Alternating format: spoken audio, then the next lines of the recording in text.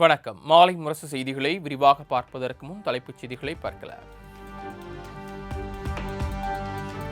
நெல்லின் ஈரப்பதம் குறித்து ஆய்வு செய்வதற்காக இன்று தமிழகம் வருகிறது மத்திய குழு. இன்று முதல் 3 நாட்கள் தஞ்சாவூர், நாகை, திருச்சி உள்ளிட்ட மாவட்டங்களில் ஆய்வு நடத்துகின்றனர்.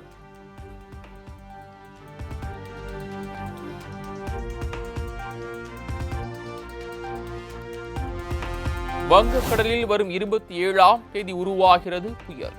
இந்திய வானிலை ஆய்வு மையம் கணிப்பு.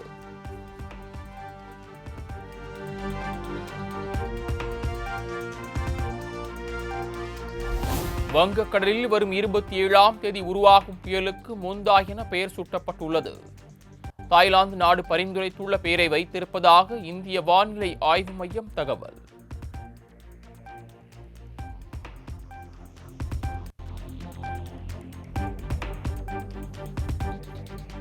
27ஆம் தேதி உருவாக உள்ள புயல் ஆந்திர மாநிலம் கரையை நோக்கி நகர வாய்ப்பிருப்பதாக தனியார் வானிலை ஆய்வாளர் ஹேமச்சந்திரன் தகவல். தமிழகத்திற்கு நேரடியான தாக்கம் இல்லாவிட்டாலும் மழை பொழிவு இருக்கும் எனவும் கணிப்பு.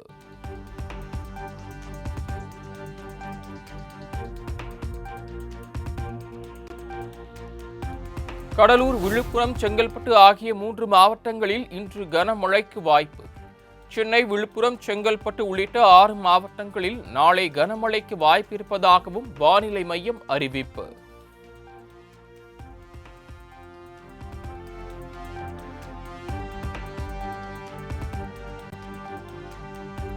வரும் 27ஆம் தேதி சென்னைக்கு மிக கனமழைக்கான ஆரஞ்சு அலர்ட்.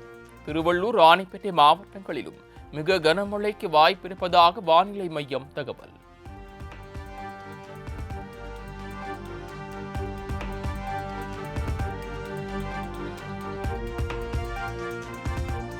தமிழகம் முழுவதும் தொடர் மழை பெய்து வரக்கூடிய நிலையில் முதலமைச்சர் மு.க. ஸ்டாலின் முக்கிய ஆலோசனை. கடலோர மாவட்டங்களில் செய்ய வேண்டிய முன்னெச்சரிக்கை பணிகள் தொடர்பாக அதிகாரிகளுக்கு அறிவுறுத்தல்.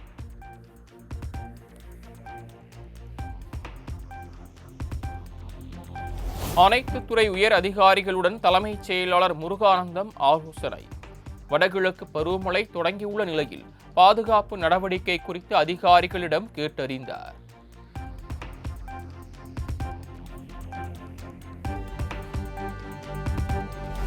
சென்னையில் எவ்வளவு பெரிய மழை பெய்தாலும் எதிர்கொள்ள அரசு தயார். வடகிழக்கு பருவமழை ஏற்பாடுகள் குறித்து அமைச்சர் கே.என். நேரு பேட்டி.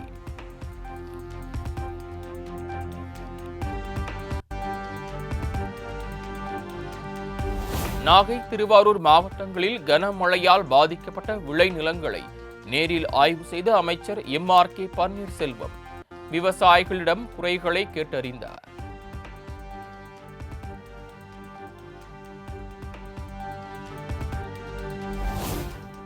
கனமழையால் பாதிக்கப்பட்ட நெற்பயிர்களை கணக்கெடுக்க தமிழ்நாடு அரசு உத்தரவு.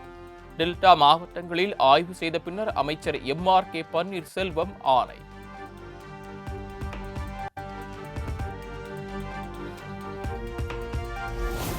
கன்னியாகுமரியில் பெய்த கனமழையால் தோவாளை, சண்முகா நகர் குடியிருப்பு பகுதிகளில் புகுந்த வெள்ளம். வீட்டை விட்டு வெளியேற முடியாமல் பொதுமக்கள் கடும் அவதி.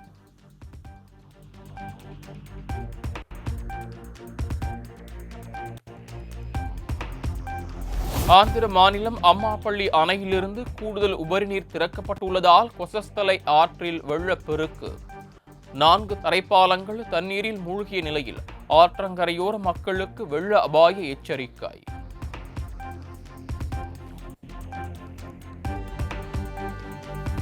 தேனி மாவட்டம் கும்பக்கரை அருவியில் தொடரும் வெள்ளப்பெருக்கு. 15வது நாளாக சுற்றுலா பயணிகள் குளிக்க தடை.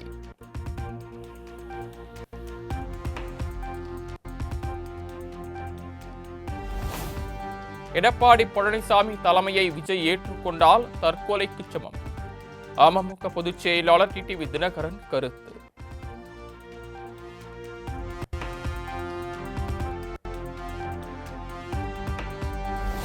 (2026) சட்டப்பேரவை தேர்தலில் திமுக, தவேக கூட்டணி இடையேதான் போட்டி என டிடிவி தினகரன் கருத்து.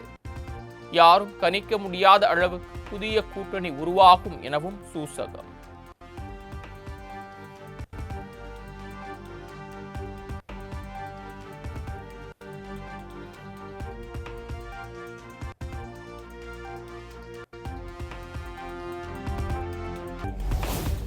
பசும்பொன்னில் முத்துராமலிங்க தேவர் திருவுருவ சிலைக்கு அதிமுக சார்பில் தங்க கவசம் அணிவிப்பு.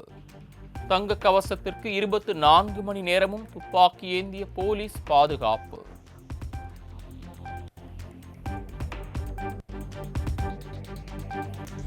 தாய்லாந்தில் இருந்து விமானம் மூலம் சென்னை கடத்தி வரப்பட்ட 10 கோடி ரூபாய் மதிப்புள்ள உயர் ரக கஞ்சா பறிமுதல். கடத்தலில் ஈடுபட்ட வட மாநில இளைஞரை கைது செய்து சுங்கத்துறை அதிகாரிகள் விசாரணை.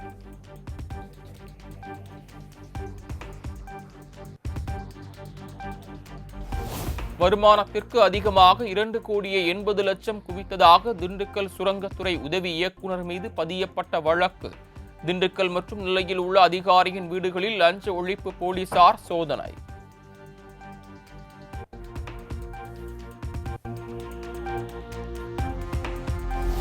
ஆர்ஜேடி காங்கிரஸ் என்றாலே முதலீட்டாளர்கள் ஓடி விடுவார்கள்.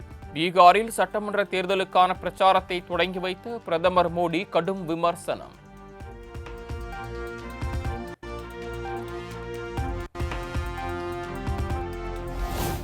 பீகாரில் தற்போது காட்டு ராஜ்யம் நடப்பதாக இந்தியா கூட்டணி முதலமைச்சர் வேட்பாளர் தேஜஸ்வி யாதவ் காட்டம். குற்றம் நடக்காத ஒரு நாள் இருக்கிறதா எனவும் சரமாரி கேள்வி.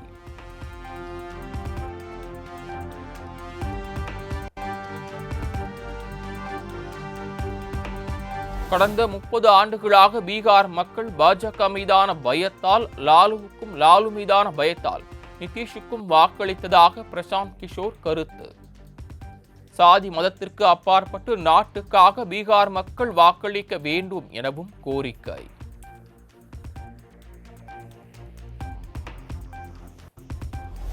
டெல்லி சீனா இடையே நவம்பர் மாதம் 9ஆம் தேதி முதல் மீண்டும் நேரடி விமான சேவை.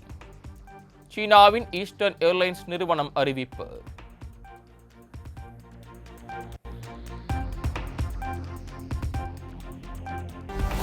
அமெரிக்காவின் பொருளாதார தடைக்கு ரஷ்யா ஒருபோதும் அடிபணியாது.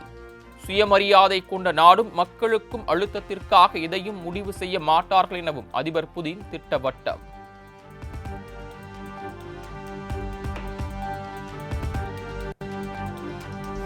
புதிய பொருளாதார தடை விதித்து ரஷ்யா மீது அமெரிக்க அதிபர் டிரம்ப் போர் தொடுக்கிறார். ரஷ்ய முன்னாள் அதிபர் டிமிட்ரி மெத்வதேவ் சாடல்.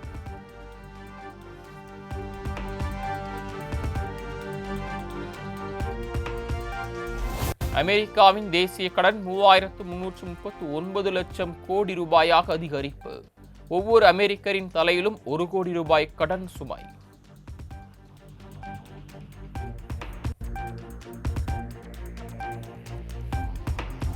குனார் ஆற்றில் அணை கட்டும் நடவடிக்கையில் தலிபான் அரசு தீவிரம். ஆப்கானிஸ்தானிலிருந்து பாகிஸ்தானுக்கு பாயும் ஆற்றில் தண்ணீரை தடுக்கும் வகையில் நடவடிக்கை.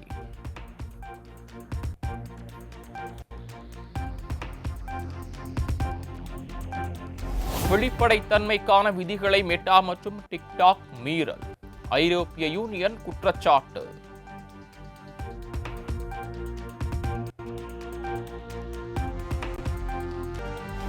இந்தியா ஆஸ்திரேலியா அணிகளுக்கு இடையிலான 3வது மற்றும் கடைசி ஒருநாள் கிரிக்கெட் போட்டி.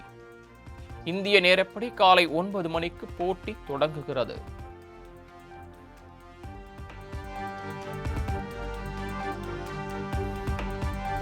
மகளிர் உலகக்கோப்பை கிரிக்கெட் தொடரில் இலங்கை பாகிஸ்தான் அணிகளுக்கு இடையிலான ஆட்டம் மழையால் பாதியில் ரத்து.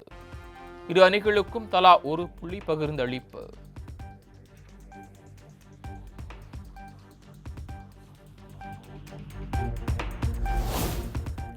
கேரள மாநிலம் ஊட்டுக்குளங்கர பகவதியம்மன் கோயிலில் நடிகர் அஜித் குமார் குடும்பத்துடன் சாமி தரிசனம். அஜித் தனது மார்பின் வலது பக்கத்தில் குத்திக் கொண்டுள்ள டாட்டூ இணையத்தில் வைரல்.